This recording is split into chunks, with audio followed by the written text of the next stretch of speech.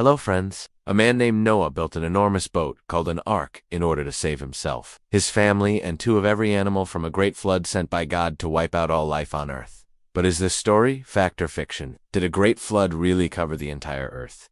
Or was it just a local flood that got way out of proportion? And what does it mean for us today? What can we learn from this famous story? The story of Noah's Ark is found in the book of Genesis, chapters 6 through 9. And the first thing we notice when reading this story is how wicked the world had become. Genesis chapter 6 verse 5 says that the Lord saw how great the wickedness of the human race had become on the earth, and that all the thoughts of the heart, the intents of the human heart, were only evil all the time. Verse 12 says that the earth was filled with violence, and God said, I will wipe mankind, whom I have created, from the face of the land, both man and animal, beast and birds, and they shall perish from the earth. I regret that I have made them. Now, this is pretty strong language. Are we really supposed to believe that the entire world was so bad that God regretted creating it? How could things have gotten so bad so quickly? I mean, if you look at history, even the worst periods of history seem tame compared to what is described here. For example, World War II, one of the most violent periods in human history, lasted less than 5 years. Yet it seems like a small footnote compared to the depravity that we read about in Genesis chapter 6. In order to understand the full impact of what was happening back then, we need to understand what the word world means in the Bible. In Genesis 1, we see that the word earth is used when talking about the land masses and the sea. The word translated world in Genesis chapter 6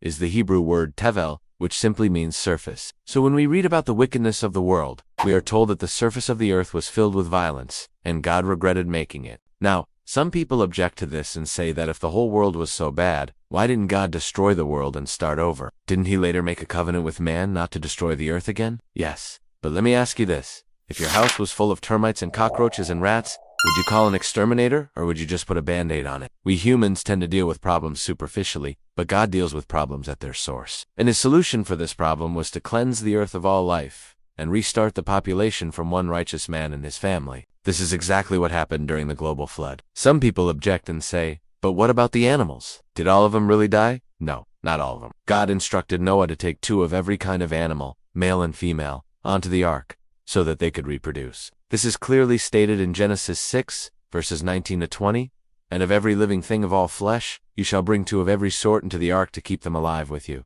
It shall be 7 days for the waters to be upon the earth. And on the 17th day of the month, the floodwaters began to subside. And in the 22nd day, the tops of the mountains were seen. So although there was a global flood that covered the tops of the mountains, some animals did survive, and these animals would repopulate and eventually fill the earth again. Okay. But what about the ice caps? If everything was flooded, shouldn't the ice caps be at sea level? Now, the Bible doesn't tell us how high the water got, but it does tell us that it was enough to cover the tops of the mountains, which averaged 2,000 meters, or 6,000 feet in height. Also, there are many places on Earth where the ocean has receded significantly. In South America, for example, there are many huge canyons carved by rivers. These canyons are hundreds of meters deep. Yet when you look at other parts of the world, especially in Europe, Africa, and Asia, you don't find similar canyons. The reason for this is because the water table is lower in South America than in the rest of the world. Therefore, the rivers carve deeper paths into the earth. If the ice caps were at sea level, the water table would be higher everywhere, and we would see more canyons all over the world. This is strong evidence that the ice caps are still where God placed them after the flood. What about Mount Ararat, where Noah's Ark came to rest? Some people try to say that this mountain is in Iran, not Turkey, and if you look at the distance between Noah's home in Mesopotamia and Mount Ararat in Iran, it's quite far. But we need to remember that back then, there were no countries. There was no Jordan, or Israel, or Iran, or Turkey. The world hadn't been divided up yet. Also, Noah didn't come from Mesopotamia. He lived in the land of Shinar, which was located in the area of the Persian Gulf. And the Bible tells us that he entered the ark from the mountains of Ararat. So obviously, Mount Ararat isn't in Iran. It is located in Turkey. Another piece of evidence that supports the fact that there was a global flood is something called tektite is a natural glass that is formed when rock is superheated and thrown into the atmosphere. When it cools, it falls back to the earth as a glassy object. In some places around the world, such as Brazil, India, China, and Egypt, there have been massive amounts of tektite found. This suggests that whatever caused the flood may have also affected the rest of the world. There is one layer of tektite that seems to date back to the time of the flood. This is further confirmed by a paper published by a team of scientists in 2009. They carefully examined these microscopic diamonds nestled within the tektite and calculated that their formation required extreme heat and pressure, indicating a truly gigantic impact event took place. So what caused this global flood? The answer is very simple. It was God. But why did he send the flood? Genesis chapter 7 verse 3 to 4 says, "For the Lord said, Yet I will establish my covenant which I have day and night with the sun, moon, and stars in the fixed order of heaven. I promise that I will never again destroy all living creatures, just as I have done in the past. I will never again send a flood to deluge the earth, leaving devastation in its wake." Notice that God established his covenant or promise with the heavenly bodies. Why would he do this? God wants to show mercy to mankind because he deeply cares for our well-being and happiness. You see, he doesn't want to be unjust. God always keeps his promises, and it's truly amazing how when he makes a promise, he always fulfills it without fail. God didn't destroy the world because he couldn't keep his promises. Instead, it all went down because people broke their side of the deal with him, ignoring the commitment they made. So, here's the deal. Adam and Eve were told, hey, don't eat from that tree of the knowledge of good and evil. But guess what? They totally went for it anyway. Crazy, right? This sin brought sickness, death, pain, and a whole lot of suffering into our world. The flood didn't happen because God failed to keep his promise. Nope.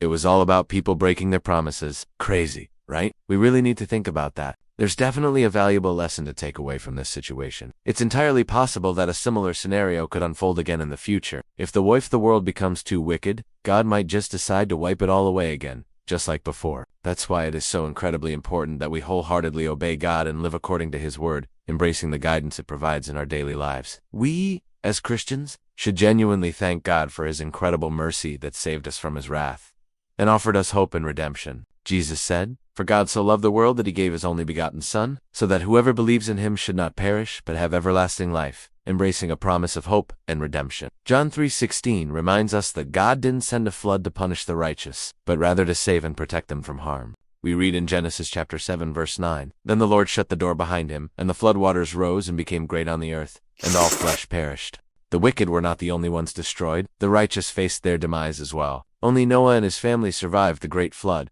emerging as the sole protectors of life. This beautifully teaches us that God is just, embodying fairness and righteousness in all things. He will judge the world with unwavering fairness, but he will also save his people with boundless love and mercy. In Revelation chapter 20, we read about something called the Great White Throne Judgment, an incredible event where all the dead were judged according to what they had done during their lives, reflecting their choices and actions. Those who had done good things were raised to everlasting life, basking in eternal joy and peace, while those who had done evil faced their fate, thrown into the lake of fire, where despair reigns forever. Just like the flood, the judgment of God will be absolutely fair and just for everyone involved. Everyone deserves compassion and understanding, so no one will go to hell who doesn't truly deserve it. Only those who truly deserve it will find their way to heaven.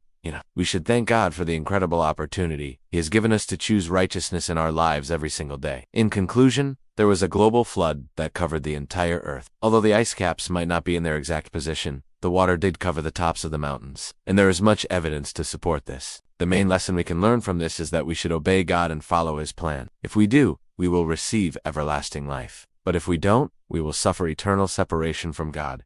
Thanks for tuning in. I'd love to hear your thoughts in the comments. See you next time.